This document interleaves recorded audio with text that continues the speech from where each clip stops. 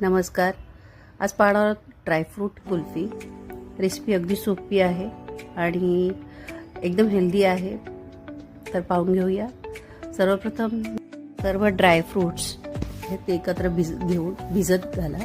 भिजल्यानंतर ते मिक्सरमध्ये ग्राइंड करा. बारीक अशी पेस्ट करून घ्या. एका बाजूला दूध उकळायला ठेवा. दूध उकळल्यानंतर थंड झाले की त्याच्यामध्ये कंडेन्स मिल्क आणि 150 ग्राम खवा मिक्स करा. थोडा थोडा मिक्स करून तो दूध ढवळून घ्या. ढवळल्यानंतर दूध आपण जी ड्रायफ्रूटची पेस्ट केलेली आहे भिजवलेल्या ती सगळी त्याच्यात ॲड करा. तीही ढवळत राहा आणि त्यानंतर सर्वात शेवटी आपल्याला वेलची पावडर टाकायची आहे.